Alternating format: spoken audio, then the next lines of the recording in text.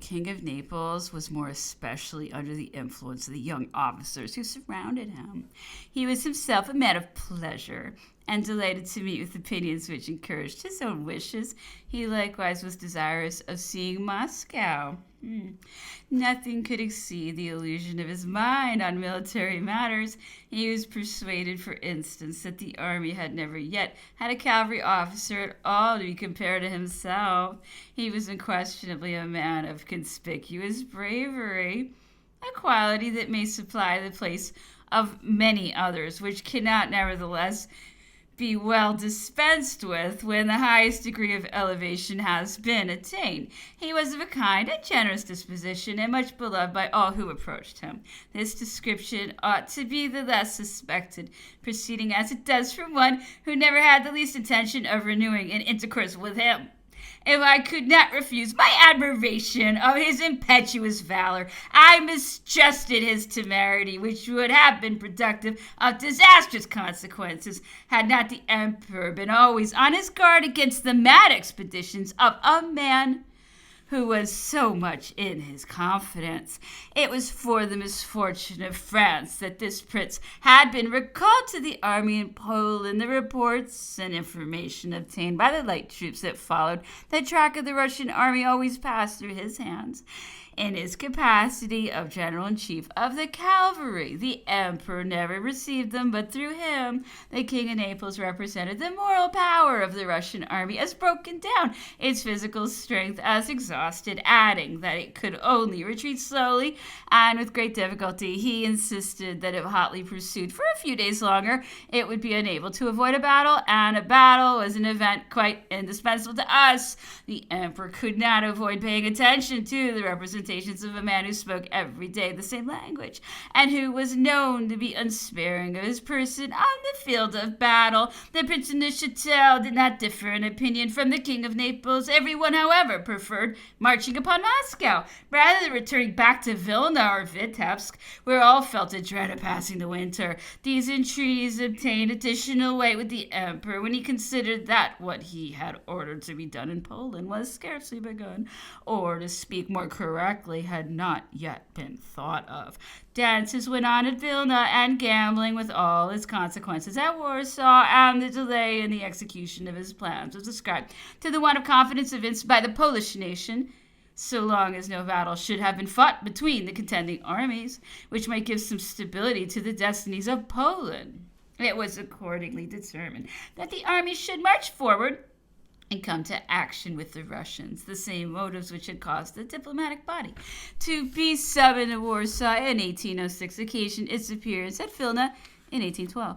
The Empress herself, whether she was aware of this determination or was desirous of undertaking the journey, allowed the report to circulate about her immediate attendance. The emperor set his army in motion, not so much with the view of marching to Moscow as to offer battle to the Russian army on the earliest opportunity, and previously to the arrival of its divisions from Finland and of the army of Moldavia, which would compel him to adopt a different plan of operations.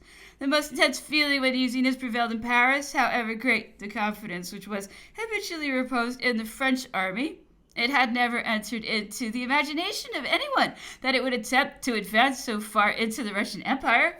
Loud complaints were made of the total absence of our former influence over foreign cabinets, which was in no instance more evident than in its being at a loss where to fix the lever which was to act upon Sweden, and upon Bernadotte in particular. Why, was it said, did we not select a plenipotentiary from our closets?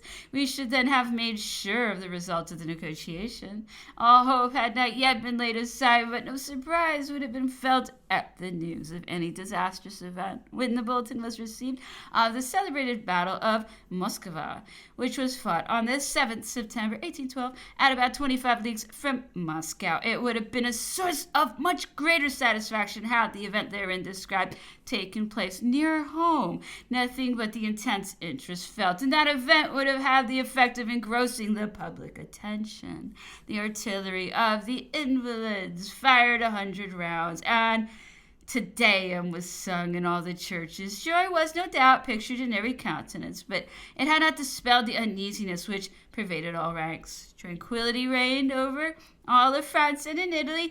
In France especially, not the slightest agitation was heard, and all appeared unanimous in their desire to enjoy uninterrupted repose. The emperor was in the habit of writing every day to Paris, and he daily received an estivette with the reports and correspondence of each of his ministers.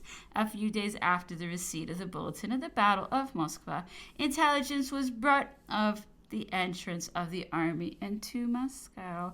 Hope began to revive because it was supposed that the army would find in the Russian capital every resource it stood in need of, and that the enemy had every resource, and that it had retreated by the road of the Savary for the purpose of covering St. Petersburg, it appearing that the King of Naples, at the head of all the cavalry, had taken the road leading from Moscow to that city. The illusion was soon dispelled and made way for the most intense uneasiness. Intelligence was soon received of the burning of that immense capital, and of the march from the Russian army, which had concealed its movements from our own by causing a small corps to retreat towards Moscow after the battle, whilst the main body took the road of Kaluga, Tula, and Zarysk.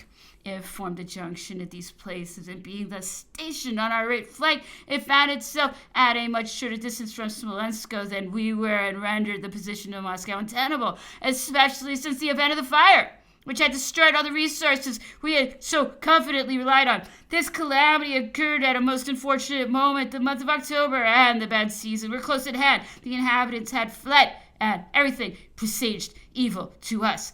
On the other hand, Moscow was reduced to ashes. The defeated Russian army was recruiting itself with difficulty behind the Nara. It was natural, therefore, to expect that, stunned by such disasters, Alexander would accept of a peace. Every intelligence obtained from the interior led to this conclusion. St. Petersburg was in the greatest alarm. It was expected that the French would move upon the northern capital, and an apprehension was entertained that Kutuzov would be unable to prevent such a movement, his forces being supposed to be either paralyzed or destroyed. Preparations were made for evacuating St. Petersburg, and everything afforded an indication of the deep anxiety felt on the occasion by the government and the nation at large. There could therefore be no doubt as to the course necessary to be adopted.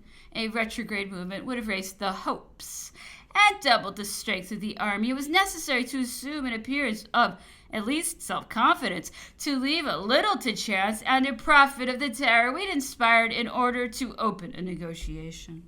The emperor decided upon this course, and it would no doubt have had all the success anticipated from it if the sovereign of that country, notwithstanding all his power, were not often the most dependent of men. But the murmurs of the high nobility, the threats of the English commissioners, who failed not to revive the recollection of a recent catastrophe, did not allow him to consult the best interest of his empire. He was compelled to reject overtures of the advantages of which he must, in his then condition, have been fully sensible. His generals received orders not to relax in their exertions, but to collect all the resources at their disposal. They were nevertheless as lavish of generous protestations as insensible to the ravages to which their country was a prey. They never ceased their pacific assurances, and laid great stress upon the evils of war and their desire to bring them to an end. These assurances, which were repeated at the advanced posts as well as at Kutuzov's headquarters, produced the desired effect. Murat and Florestan fell into the snare and communicated their hopes to the emperor. The state of affairs gave them great plausibility. He imbibed them also and prolonged his stay in the expectation of the opening of negotiations, which never took place. These delays and a feint which was carried on under cover of the armistice had at last the effect of explaining to him the intentions and the good faith of the Russians. The retreat commenced from that moment. Nothing could be more unexpected than the misfortunes of which it was to be the forerunner. Attempts were nevertheless already making to work upon the public opinion. The clergy could hardly disguise their sentiments on the subject of the captivity of their chief, and were incessant in their underhand endeavors to shake the affection of the country people for the emperor. It must, however, be allowed that when he embarked in that painful religious discussion, he had only sought the interests of the church, and had adopted no measure that had not been concerted with the prelacy. The documents annexed will afford proofs of this prudence and circumspection in matters of so delicate a nature.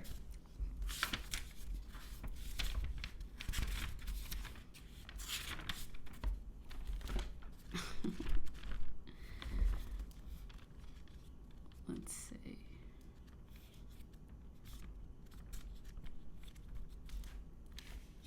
Okay, part 2, chapter 1. Whilst our army was commencing its retreat, a scene occurred at Paris which might have been attended by disagreeable consequences. To describe correctly what passed is rendered the less difficult to me by the circumstances of my being almost the only person well acquainted with the details. It is singular that this extraordinary affair happened on the 23rd of October, the very day on which our troops evacuated Moscow. I have already said that at this time France was perfectly tranquil. In the reports which I daily addressed to the Emperor, no reason had occurred for inserting anything of an unfavorable nature. The couriers sent to the Emperor usually left Paris at 6 or 7 in the morning. I was in the habit of making up my dispatches in the morning, that is to say, of rising very early and not going to rest again after sealing my packet. The morning of the 23rd of October was the only one during the whole period of the Emperor's absence on which I had occasion to depart from this practice. I employed part of the night in writing my letters, and when I went to bed, I desired that I should not be disturbed unless some business of importance rendered it necessary to call me. I was in the habit of locking the doors of my apartments, particularly the doors of my official room and my bedroom. At 7 in the morning, I was awakened by a tumult in the apartments adjacent to that in which I slept. Being very much fatigued, I was trying to sleep in spite of the noise when I heard the panels at the door of my office driven in and falling to the floor. The idea struck me that the house was on fire, and that I had fastened my doors. This breaking in was done on purpose to awaken me. I therefore rose hastily and groped my way in the dark to the door of my bedroom, through which the noise seemed to come. On opening the door, which led into my office, which was dark in consequence of the window shutters being still fast, I saw no light except what was let in by the fractures in the principal door. Through these fractures, I perceived a number of soldiers under arms, who were not only filled my apartments, but also the whole court of the hotel. They were breaking down the parts of the doors which continued to be held together by the bolts and fastening. I opened the door of my office and, going to them, asked what they wanted. My apartments were so crowded that I could see nobody but soldiers. Someone said, "Call the general," and I soon descried coming towards me the General Laurie, formerly chief of the staff of the Army of the Rhine under General Moreau. Laurie and I were comrades during the first campaign of the Revolution. We were on terms of intimacy, and notwithstanding the difference of our political opinions, I still retained friendship for him. On accosting me, he said, "You are arrested. You may be glad that you have fallen into my hands. At least no mischief shall befall you." I could not comprehend what this meant and what I saw about me. Laurie then said, "The Emperor was killed at Moscow on the 8th of October. "Nonsense," I replied. "I have a letter from him of that date. I can show it to you." Laurie, looking earnestly at me, observed, "Can that be? Can it be possible?" He was in a state of nervous excitement, and there was a convulsed movement of his jaw, as if he had been attacked by tetanus. He only repeated, "That cannot be possible." Finding that I could make nothing of Laurie, I addressed myself to the troops while he went to look for a sergeant with whom he had spoken on his way to my hotel. But this sergeant, who was a worthy man, had not entered with the men who followed Laurie. He called him several times, but the sergeant had probably stopped in the court of the hotel or on the quay where the corps was posted. Perceiving Laurie so eager in seeking for this sergeant, I suspected that he was a hired assassin, more especially when I heard the general call, "Bring the sergeant whom I spoke to on the way here."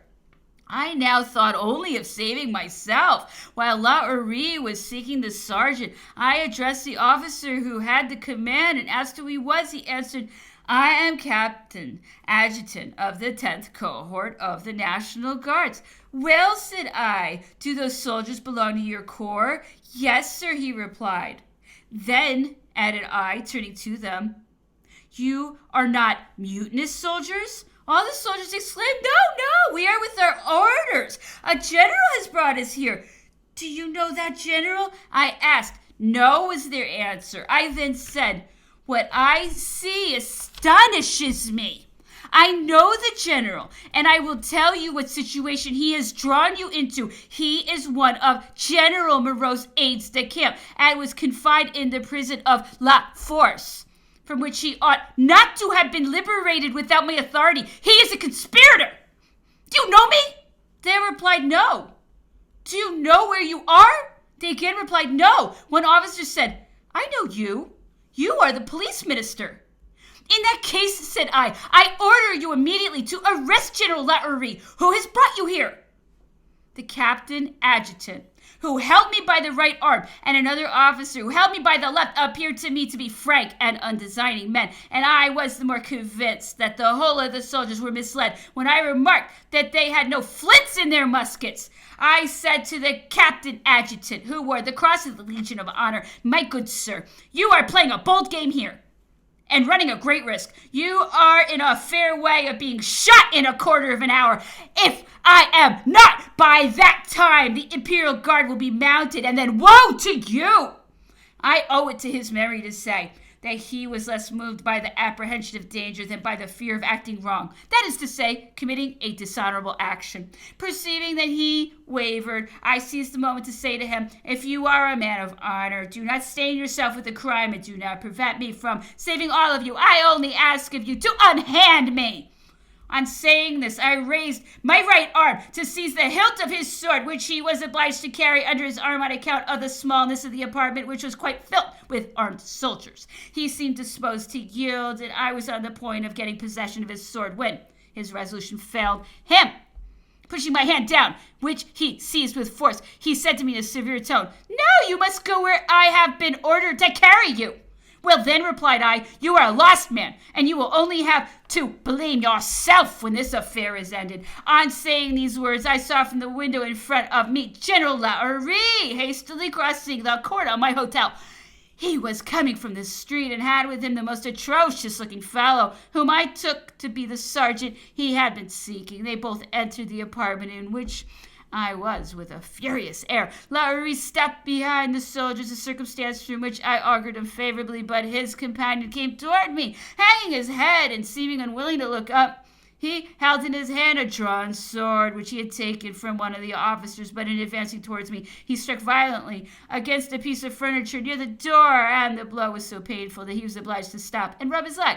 This accident disconcerted him and damped his courage. He placed the point of his sword against my breast and asked me whether I knew him. No, said I do not know you. He replied, I am General Guidal, who was arrested by your orders at Marseille and brought to Paris.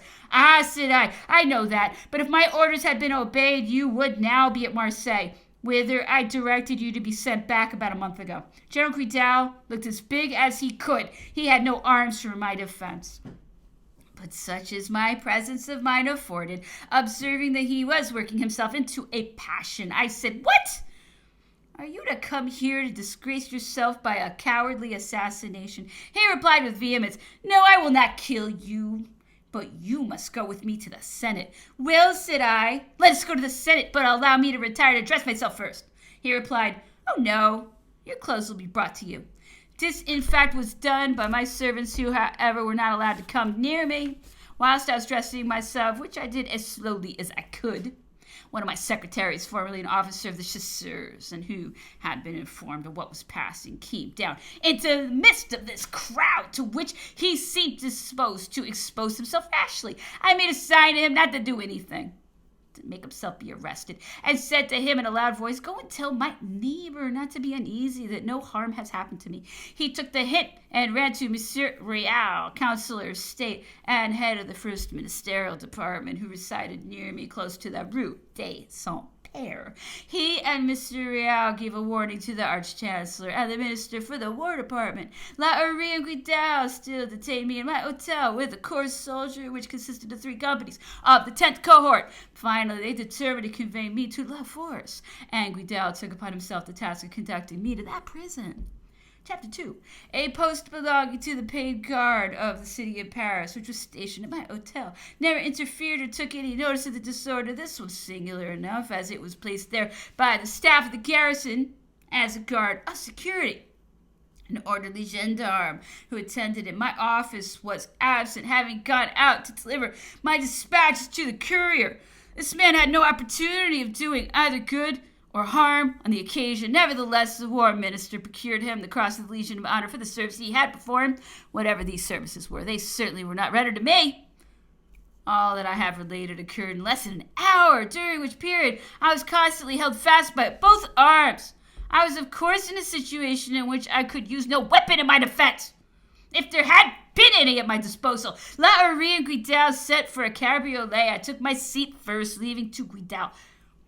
Wow. As my conductor, the seat on my left, he sent on a detachment before the cabriolet, and we drove towards La Force. We proceeded along the Quai de Lunette, and here the idea of escaping struck me.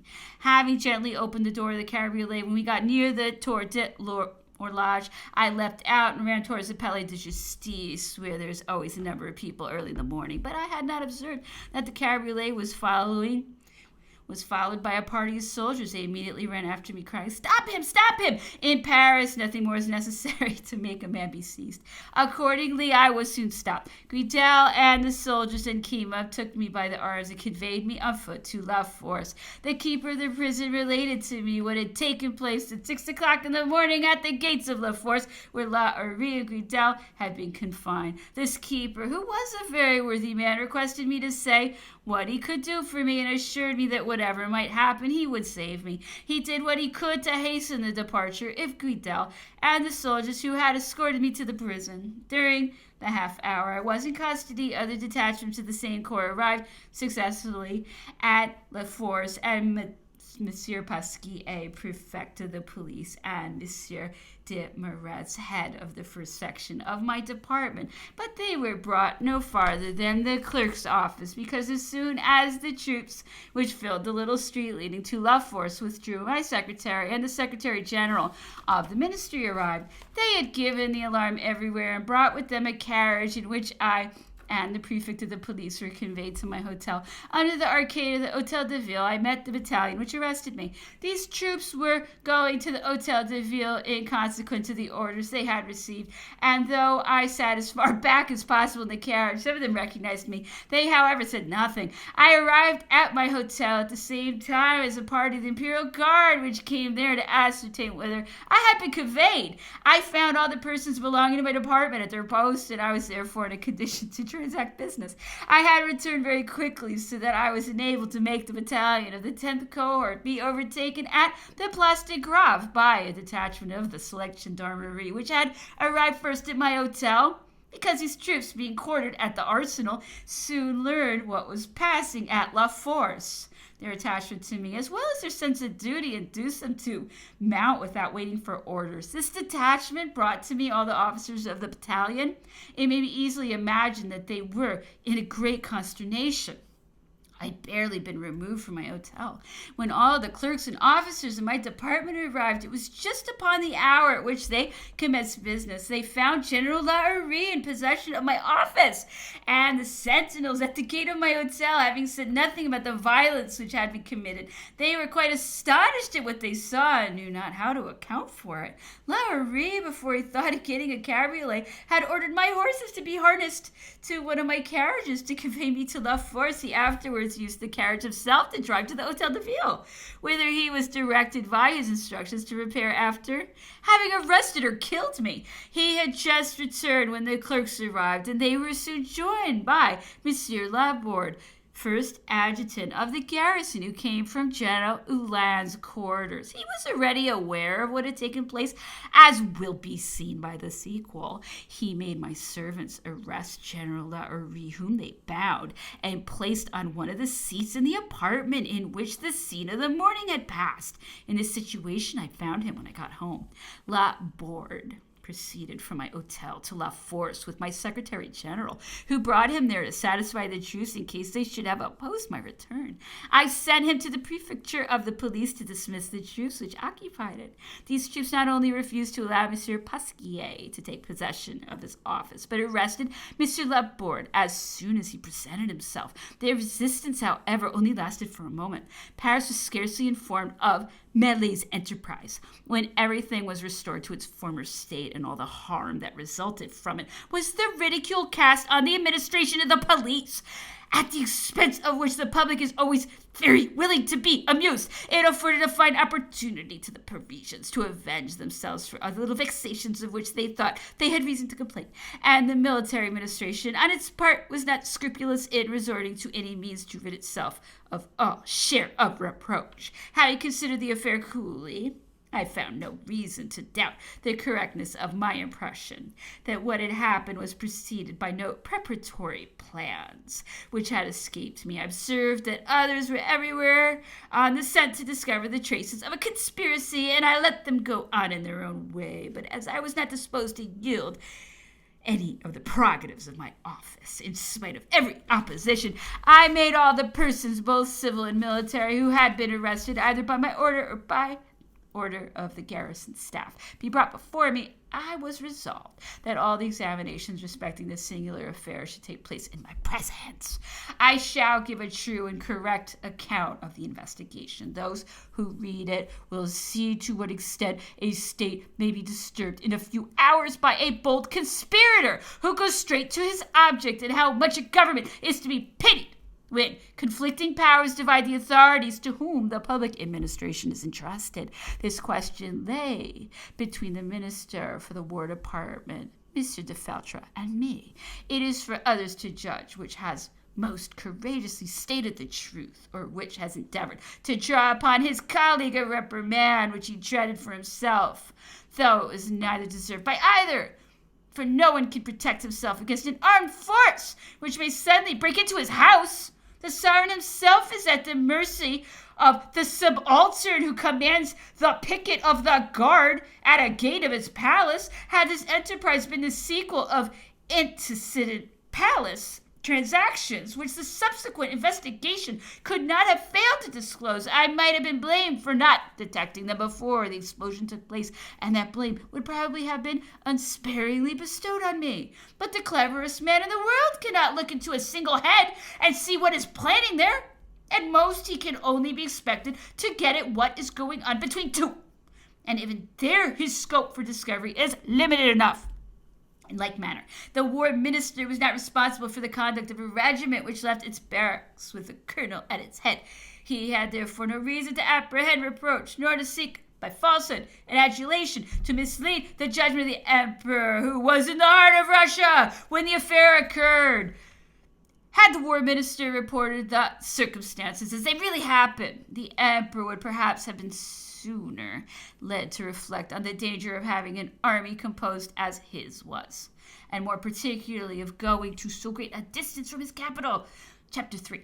General Mallet was a gentleman of Franche-Comté, descended from an ancient family. Before the Revolution, he served in the musketeers of the king's household. The part he took in the Revolution was sincere, and he professed its principles with great fervor. He was from heart and soul a Republican, and he had a head for conspiracy, similar to those of which Greek and Roman history has transmitted to us the portraits. He rose to the rank of general during the War of the Revolution, and long before the emperor ascended the throne, he had obtained a command in the interior. His mind was continually occupied with ideas of government, but he was always faithful to his political principles. It would be too long to relate here the details of a project nearly similar to the one in question, which he wished to carry into execution while the emperor was in Prussia in 1807. His scheme was then called insane, but nevertheless the minister for the police thought it his duty to arrest him. After long confinement in one of the jails, he was transferred to what is in Paris called a maison de santé. In that kind of lockup house or prison hospital, I found him on my appointment to the ministry, and in it I left him. The house is the last on the left of the Faubourg Saint-Antoine, near the barrier of the throne. Mallet had long been the comrade of La Horry in the army of the Rhine, and learned that he was at La Force through other prisoners who had been removed to the same maison de santé in which he was placed. He also knew that Guidal was in La Force. With that general he had been acquainted in the time of the Directory, having met him at the house of the Directeur, Paris. who employed him on particular services. But before proceeding farther with Malay, I ought to tell by what fatality these two men were still in La Force, from which they ought to have been removed more than a fortnight before in pursuance of orders which I had given for that purpose. Guidal had been arrested at Marseille for an affair of Jacobinism and brought to Paris for examination. This was done in consequence of the representations of the magistrate of the department of the Var, where tranquillity had been so far menaced that the prefect found it necessary to resort to extraordinary measures. While Guidal was in Paris, inquiries into another affair which occurred at Marseille led to the discovery of a spy system which had been established by Frenchmen at a former period on the coast of Provence for the benefit of the English admiral who cruised before Toulon. Guidal is accused of having visited the English fleet and having set his son on board of it. This espionage was carried on for a number of years without anything occurring to excite a suspicion of its existence. A consequence of what transpired on the examination of the persons arrested on this charge, application was made for the reconveyance of Guidal to Marseille in order to his being tried there, and a fortnight had elapsed since I made the necessary arrangements with the gendarmerie for his removal. The execution of my order was delayed, and consequently Guidal was still in the prison of La Force. On the 23rd of October, it was the same with respect to La Hourie. Since Moreau's trial, he had concealed himself in France. The emperor had frequently reported the orders for his departure, but M. Fouché allowed him to remain in Paris. La Hourie was a native of Brittany and easily found protectors. The emperor ordered me to take measures to send him off to America, and as a preliminary step to arrest him. He was arrested accordingly.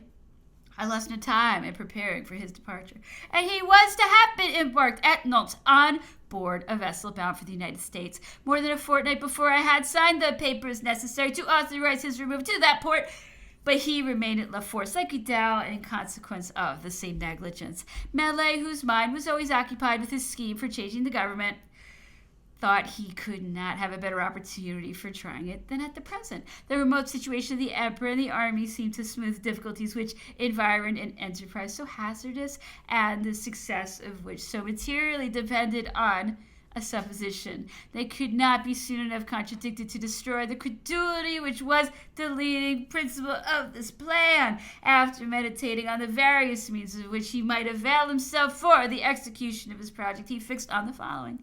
He supposed the emperor killed under the walls of Moscow on the 8th of October. He could not take any other day without incurring the risk of being contradicted by the arrival of a regular courier. The emperor being dead, he concluded that the Senate ought to be invested with the supreme authority, and he therefore resolved to address himself in the name of that body to the nation and the army.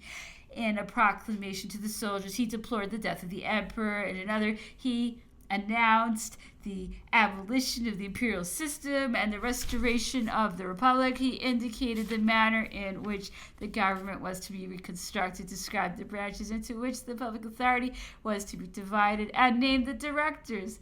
Attached to the different documents there appeared the signatures of several senators whose names he recollected, but with whom he had ceased to have any intercourse for a great number of years. These signatures were all written by Malay, and he drew up a decree in the name of the Senate and signed by the same senators, appointing himself governor of Paris and commander of the troops of the 1st Military Division. He also drew up other decrees in the same form, which purported to promote a higher ranks all the military officers he intended to make instruments in the execution of his enterprise. General Hulin had at this time the command in Paris, and Adjutant Commandant Toussaint was the chief of his staff. Malay, by one of his decrees, continued to say as chief of the staff, raised him to the rank of brigadier general, and gave him an order for 100,000 francs on the public treasury payable at sight.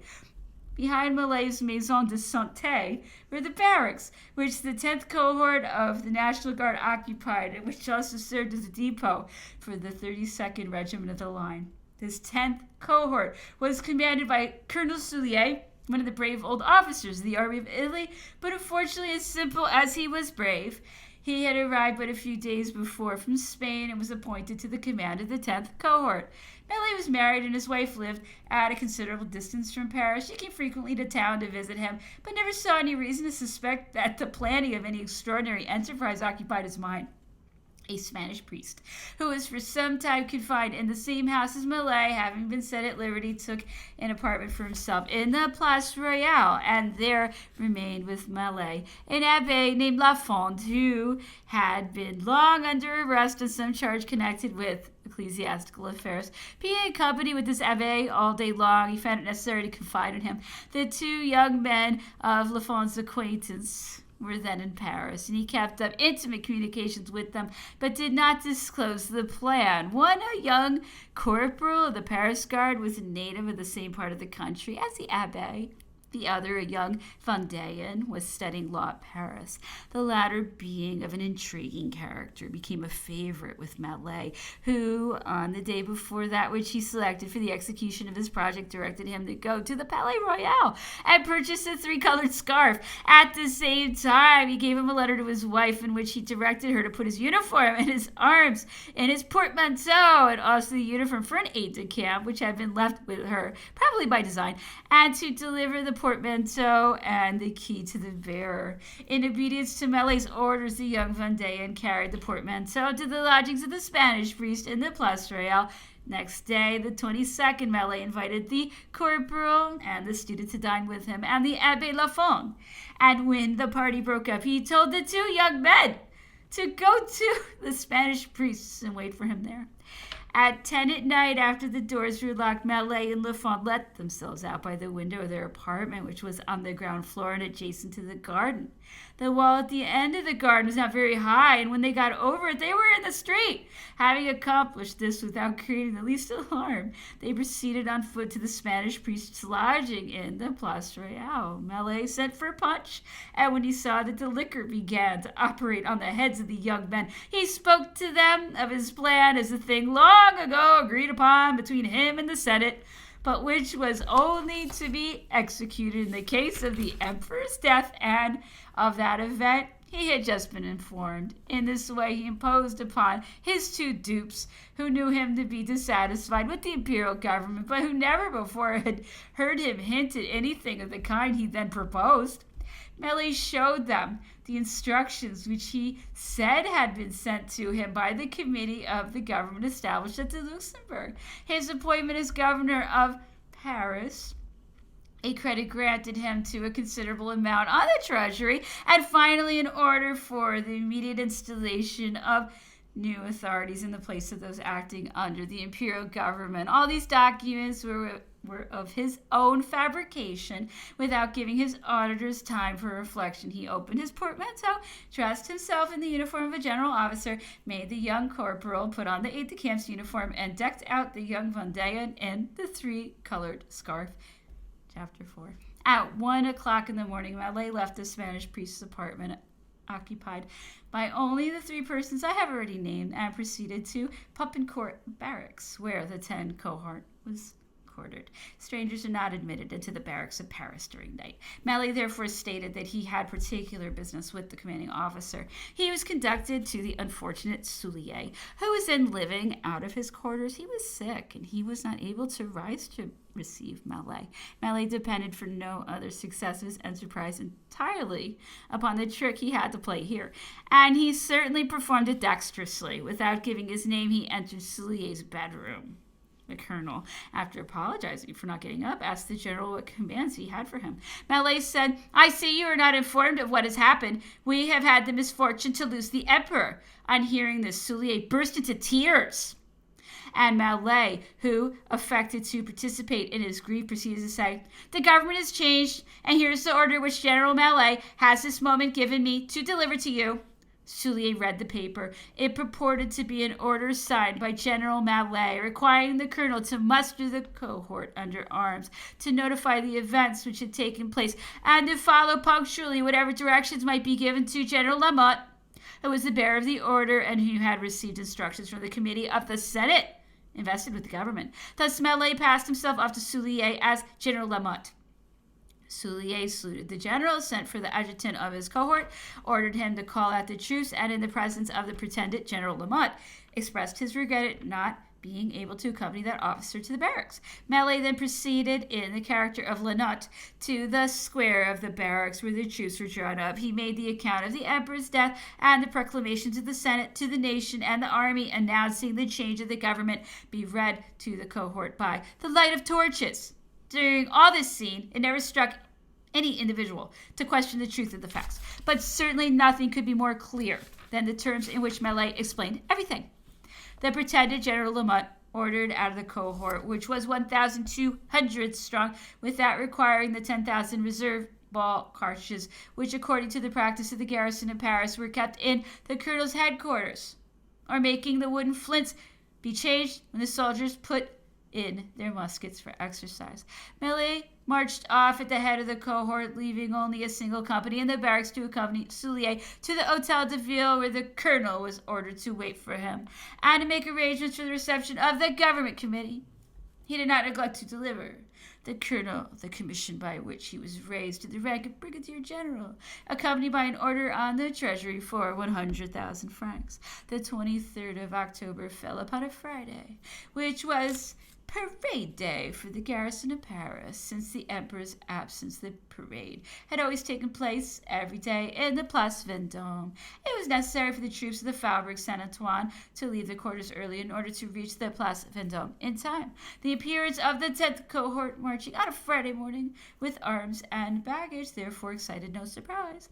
Mallet marched the cohorts through the Rue Saint-Antoine to the gate of La Force. He ordered it to be opened, and made Guidal and La Hourie be brought to him. He then ordered the keeper to shut the gate and allow no other person to come out. Having embraced La Hourie and Guidal, he informed them of the emperor's death and what had taken place in consequence of that event. He then said, "There's no time to be lost. Here are your instructions. Take this court and execute them.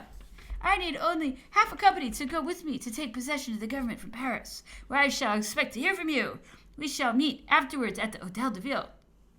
La Hourie took the story of the emperor's death for granted. All he had been in the confidence of General Moreau and knew all his projects. He also remembered the 18th Brumaire, in which he had acted a part. These ideas recurred to his mind, and aided by the appearance of Mallet in his embroidered uniform and followed by regular corps, left no room for suspicion. He read the orders which seemed to come in an official form to him, and took the command of the cohort, leaving only 50 men with Mallet, who hastened to take possession of the prefecture of police. Mallet found M. Pasquier, who was in the habit of rising early, already at his post. He arrested him and installed the Vendéan student and the Abbé Lafond in his office. Notwithstanding the situation in which the prefect of the police was placed, he found means to send one of his clerks to me to inform me of what was going on. This clerk, however, when he came to my hotel, merely insisted upon seeing me immediately and said not a word more to anyone. As he was known to the port of the hotel, he might, as a preliminary step, have made the gate to be shut. This he did not do, and he was informed of the order I had left when I went to bed at 5 a.m. that I was not to be called except for business of importance. As he came on foot, he was not long at my hotel before General La Hourie, who appeared to have followed close at his heels, and entered like a shot, as I have already related. La Hourie dispatched General Guidal, who had accompanied him, to arrest the Minister of War, but as a sergeant who was to have assassinated me had not kept his word, he ran on after Guidal, whom he overtook in the Rue de Saint-Père, and brought him back to my hotel with his detachment. It was solely owing to this incident that the war minister missed having an adventure similar to mine. On parting with La Hourie at the gate of La Force, Mallet sent by soldiers of the 10th cohort packets to the commanding officers of 2 regiments of the Parisian paid guard. These packets contained the same proclamations which had been read to the cohort when he called it out, and besides minutes, instructions as to the duty required of the 2 regiments. He ordered 1 regiment to close all the barriers of Paris and to allow no person to pass through them. This was done so that in all the neighboring towns from which assistance, in case of need, might have been obtained, nothing was known of the transactions in Paris. He sent the other regiment to occupy the bank, the treasury, and different ministerial offices, all the treasury. Some resistance was made. The minister of that department was on the spot, and he employed the guard of his household in maintaining his authority. But in the whole of the 2 regiments of the Paris Guard, not a single objection was started to the execution of Malet's orders. While Malet was thus acting through the agency of others on different points, he proceeded himself along the Rue Saint-Honoré with a party of troops he had reserved for himself. He turned the corner of the street which leads to the Place Vendôme. Here he detached from his troop an officer with 25 men, whom he ordered to form in order of battle in front of the office of the staff, which was the house in the angle of the Place Vendôme on the left, and to allow no person to come out. He gave the officer a packet to be delivered to Adjutant General Doucet. The packet contained the documents already described, namely the proclamation announcing the death of the emperor, the decree of the Senate, Malet's appointment to the office of governor of Paris, and a brigadier general's commission with an order for 100,000 francs to Doucet. To this packet were added instructions, the form of a confidential letter, in which Malet expressed great satisfaction at the connection with their relative duties in the public service would now establish between them. He desired Doucet to transmit certain orders to the troops at Saint-Denis, Saint-Germain, and Versailles, and also to those in Paris. Of the last, he only accepted the paid guard, which he had already employed, and the 10th cohort, to which he had assigned the task of arresting the prefect and the minister of police, and also General Hulin. He added that, being aware of the intimate relation subsisting between them and General Hulin, he wished to relieve him from the disagreeable duty of arresting him, and would take that business on himself. At the same time, he warned Doucet to take care that no opposition was made to the arrest, and desired him to be detained in front of his office until further orders. A picket commanded by the officer who was the bearer of the packet. Adjutant General Doucet was in bed when the officer arrived. As the officer refused to communicate with any third person, he was introduced into the bedroom of the Adjutant General, who, suddenly aroused from his slumber, was quite at a loss what to think of the dispatch presented to him. He read the documents several times and asked the officer of the 10th cohort who brought them what had occurred in his barracks. The young man related all that he knew, and he had seen his corps called out under arms, had followed Malet to La Force, had seen La Hourie and Guidel brought out, and had continued on with the rest of the cohort to the Place Vendôme, whence Malet proceeded to General Hulin, with whom he then was 4. Added the officer. I can see your detachment in front of General Hulin's quarters. And in fact, it was easy to see the party from the window of Monsieur Doucet's room. It was impossible for Doucet to doubt the existence of an enterprise, the details of which Malet had communicated to him in his instructions. The project, it was true, might be called absurd, but it was acted upon. Of this he could not fail to be assured, both by what he saw and by what the young officer, who was himself one of the agents, told him. Nevertheless, he not only did not stir a step to counteract what was going on, but he completely lost his self-possession and became alarmed about his responsibility. Malet had ordered him to arrest Monsieur Laborde, whose activity he doubtless dreaded. Doucet sent for Monsieur Laborde, who had apartments in the same hotel. They were reading the papers together, when Malet, returning from General Hulin's quarters, entered the room in which they were.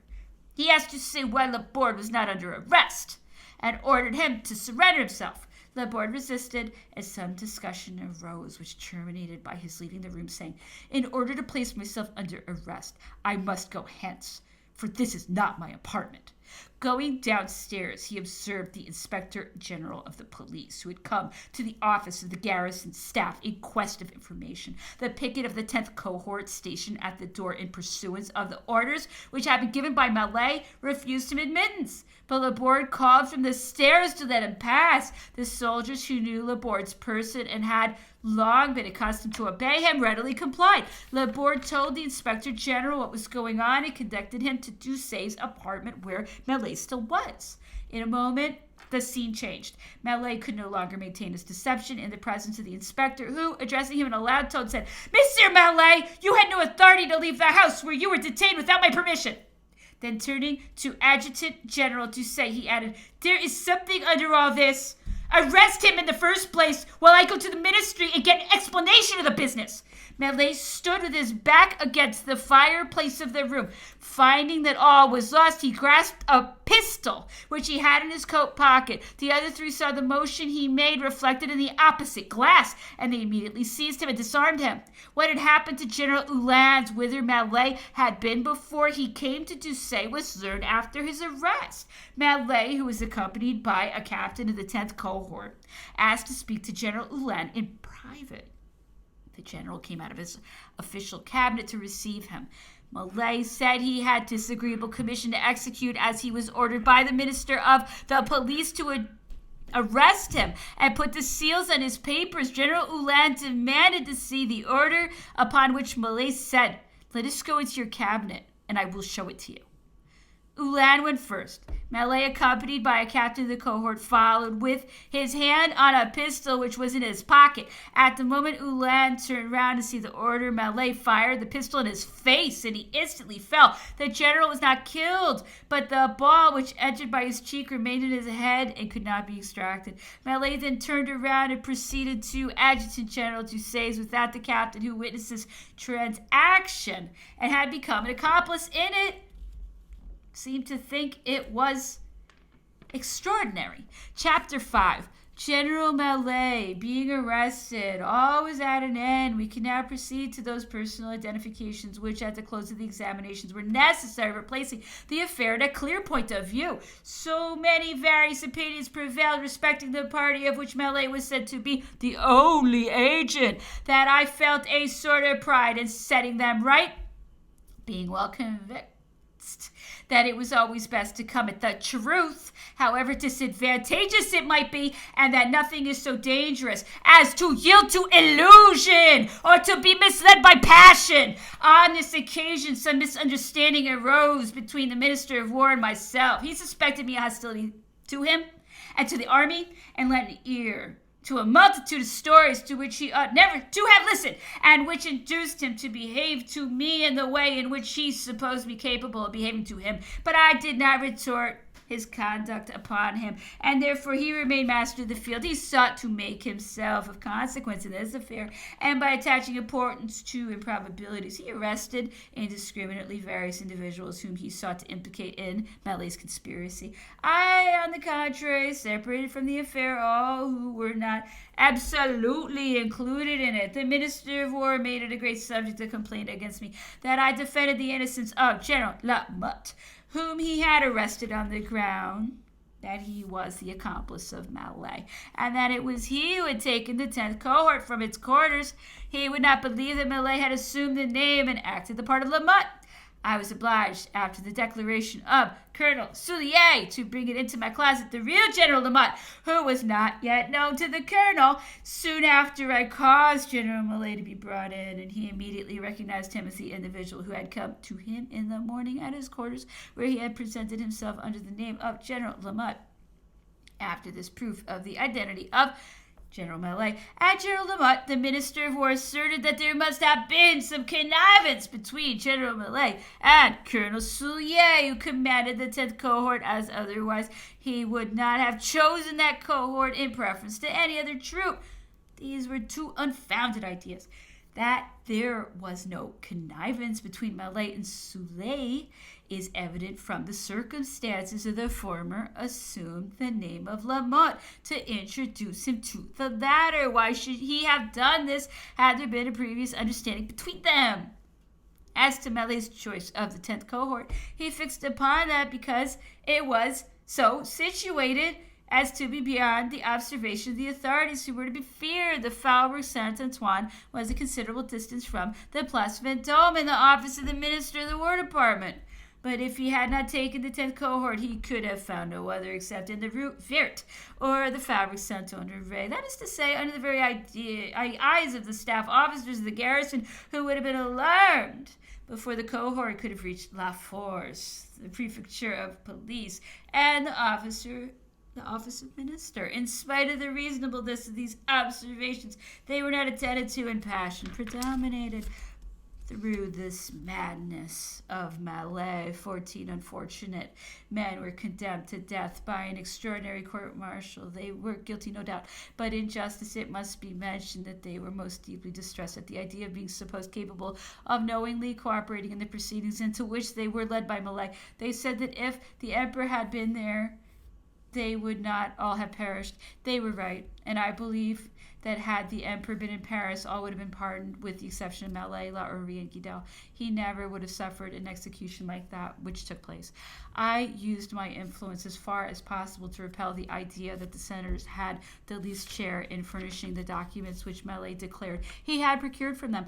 But for the accident through which he failed in arresting the Minister of War, and which immediately restored me to my functions, General Malay would have been master of many things in a few moments, and in the contrary of the country, which is extremely susceptible to the contagion of example, he would have got possession of the treasury, which was at that time very rich, the post and the telegraph, and there were 100 cohorts of the National Guards in France. He would have learned by the arrival of estafettes from the army the melancholy situation of which the officers then were, and there would have been nothing to prevent him seizing the emperor himself if he arrived alone, or of marching to meet him if he came attended. But Malay could not have long sustained the character of the second Cromwell, for the deception would have been discovered, and France was tired of convulsions.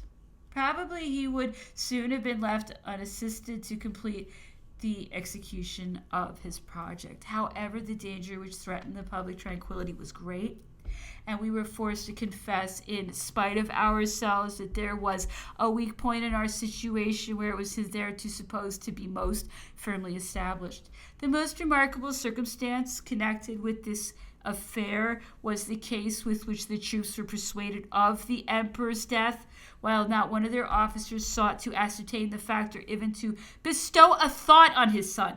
These same soldiers, without any ceremony, turned against individuals in power and saw their general, the commandant of Paris, killed without making any effort to defend him. These were painful reflections, and without any wish to cherish illusions. It was impossible not to think of the calamities which all this was calculated to bring about. The prefect of the department of Paris was in the country when the colonel of the 10th cohort, Soulier, arrived at the Hôtel de Ville. There he announced the death of the emperor and stated that he had come to take possession of the apartment selected for the government committee, which was coming to the Hôtel de Ville. A clerk of the prefecture immediately sent to the prefect the messenger, who was dispatched with the express, met him in the Rue de Faubourg Saint-Antoine. He had just returned to town and knew nothing of what had taken place. The messenger delivered the note from the clerk of the prefecture, who urged the prefect to return to the utmost dispatch. The note concluded with the words, "Fui Imperator." The prefect hastened to the Hôtel de Ville, which he found occupied by Soulier, who produced all the documents in virtue of which he was acting, and stated that the minister of the police, who had just gone, had recommended that speedy arrangements should be made for the reception of the government committee. The prefect at first supposed that I was the person alluded to and was at a loss to understand what was going on. He ordered his horses, intending to go to the arch-chancellor, and he said to the people about him, "Do as these gentlemen order you." But before his carriage drew up, the farce had ended. Colonel Soulier and all who accompanied him were arrested while executing the orders of Malay. It was made a serious charge against the prefect of the Seine that he should have said to the people, "Do as these gentlemen order you," and the emperor was prevailed upon to dismiss him. The influence of the military authority was exerted against him, and he was disgraced. But after all, what could the prefect do against the colonel and his troop? Even supposing that his orders to his servants had been the reverse of what they were.